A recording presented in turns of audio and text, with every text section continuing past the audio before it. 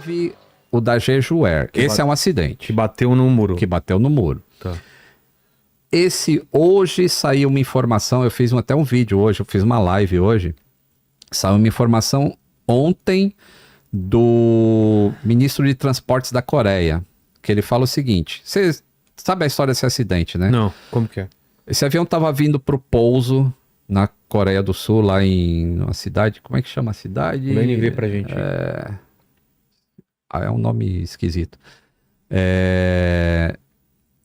Vinha pro pouso, estava aproximadamente 500 pés, que dá 150 metros, já avistando a pista. E antes, na descida, a própria torre já informa, ó, atenção, pássaros na região. Isso é comum. Quando tem pássaro, a torre informa e o piloto já fica ali meio mais esperto. Mais esperto, tipo, não, ele evita descer ou... Não, ele só fica esperto de se tocar, eu vou fazer alguma coisa. Tá. Se bater em mim, eu tenho que ver o que é e tomar uma decisão. Porque muitas vezes não dá para desviar. Quando você está estabilizado para pouso, você não pode fazer uma curva que aí você perde o eixo da pista e vai ter que arremeter e fazer alguma outra coisa.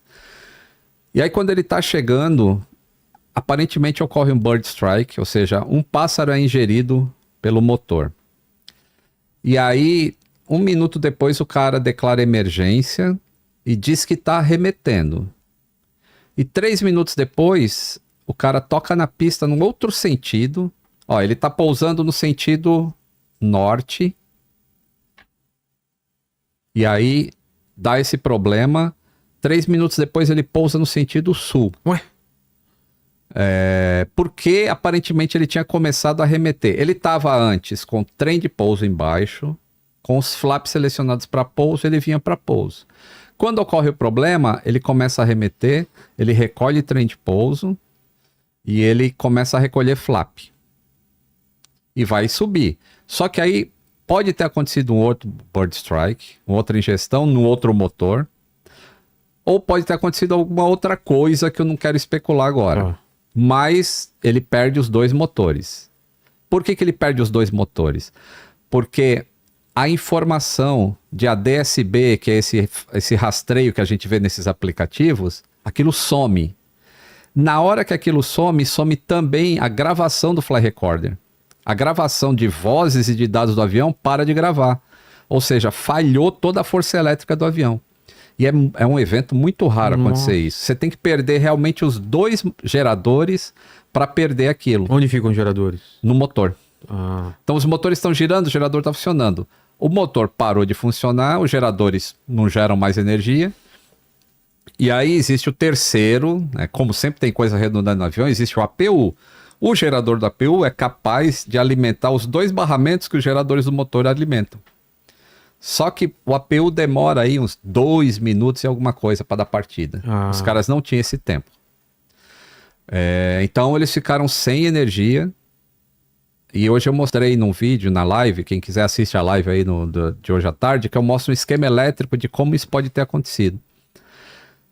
Mas ele vai, ele tenta fazer o pouso pelo outro lado, e ele vem sem trem de pouso e sem flap. Então ele está muito veloz. O 737, flap é para diminuir a velocidade. O flap é para diminuir a velocidade e aumentar a sustentação. E o trem de pouso também é para diminuir a velocidade. Também, né? Porque mais quando você abaixa dá aquele arrasto, o avião até dá uma desacelerada quando baixa o trem de pouso. Ele vinha sem isso. E a pergunta é por quê? O que mais diminui a velocidade? Tem umas coisas de redundância, alguma coisa para... Se essas coisas dão problema, tem outras coisas para reduzir a velocidade? Existe spoiler, mas você não usa ele na hora do pouso. Não sei se usaria numa condição dessa de estar totalmente sem recurso nenhum. Reverter motor, sei lá, umas coisas assim. O spoiler, ele... Quando o cara perde os 2 geradores, ele está perdendo praticamente o sistema hidráulico. As bombas hidráulicas elétricas ele vai perder. Com o motor girando um pouquinho... Qualquer que seja, assim, só o vento batendo, o motor não precisa estar funcionando. Sei. Só o vento batendo ali na frente, ele sendo um catavento, aquilo já gera aproximadamente 2.800 PSI, mesmo devagarzinho. Então ele tem pressão hidráulica. O que a gente vai esperar, o relatório, é entender por que não foi baixado o trem de pouso. E essa informação E também tem um baixar manual, né? tem um baixar manual. Mesmo que não tenha hidráulica, tem como baixar ele em emergência. Que eu já vi em filmes o cara que faz aquela... Tem uma que é uma alavanca. No caso do 737, é uma portinha que tem bem atrás assim do copiloto. Ele levanta e tem 3 alavancas. Ele puxa uma de cada vez, aí desce uma perna, desce a outra e desce o trem do nariz. Putz, e mesmo assim não desceu. Ou não foi tentado descer. Infelizmente, a gente não vai ter a gravação de vozes para tentar entender esses últimos 4 minutos de voo. Para tentar entender assim, será que eles foram tão consumidos pelo que estava acontecendo que eles esqueceram de baixar o trem de pouso? Ou será que eles botaram a alavanca e não aconteceu nada e eles, porque estavam envolvidos com muita carga de trabalho, não perceberam que o trem não desceu? Então tem diversas dúvidas que eu espero que sejam tiradas no relatório, mas eu não sei se serão pela falta do gravador de vozes. E de dados também. Porque os últimos 4 minutos de voo não existem.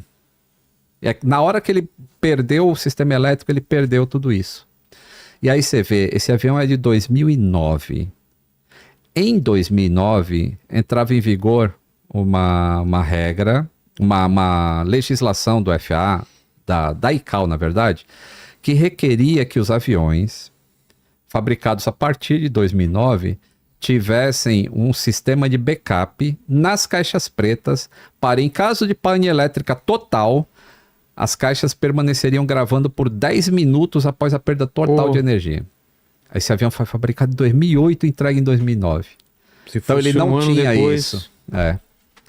Coisas que acontecem, né? Então, aí tem um complicador, principalmente que esse avião... Então ele desliza bastante na pista, ele não tem pneu, então ele está só arrastando, o atrito é bem menor do que se ele tivesse com as rodas no chão. Ele vara a pista e 300 metros à frente tem tipo uma mureta de concreto onde ficavam as antenas. Mas é normal ter isso? Não. Ah, tá. As antenas de ILS. O normal é que aquilo seja de metal para o avião bater e aquilo quebrar sem explodir o avião, como aconteceu. Então, a Coreia já descobriu que, além desse aeroporto, outros aeroportos na Coreia também têm essa mureta e eles já vão tirar e... Tem o vídeo, Lene? 2 pessoas sobreviveram, incrivelmente. Sabe a posição deles? Eram os 2 comissários da galley traseira. Aqueles que sentam de costas. Sei. Aqueles 2 sobreviveram. Cara. O impacto dessa magnitude. Você estima que ele estava quanto de velocidade no impacto? Mais de 300 km por hora. Sério? Não é esse, tá? Esse é o do Cazaquistão, mas pode deixar isso aí pra gente ver. Esse é do Cazaquistão? Tá vendo? Olha que ele dá uma... Apesar da câmera do cara tá meio torta, ele dá um mergulho e aí ele sobe. É como se ele estivesse tentando controlar o avião só com potência de motor. Porque se ele perdeu todo o sistema hidráulico, ele realmente fica incontrolável. E o do... No caso do 737, olha que interessante. No caso do 737, a perda de todo o sistema hidráulico, ele ainda mantém alguns comandos de voo, que é por cabo direto, mas vai ficar muito difícil de mexer. Ele consegue manter a inclinação de asa e o nariz para cima e para baixo. No caso do Embraer, ele não tem a reversão manual. Esse é o do muro ou não? Não, esse é o do... ainda é do Embraer? Esse é o do Cazaquistão. Cazaquistão. Ó, sobrou intacto ali praticamente. Cara. Durante o voo, tem um cara que filma, depois que explode a bateria antiaérea lá, o míssil, o cara filma uma mulher ferida, porque fragmentos chegaram a atingir passageiros.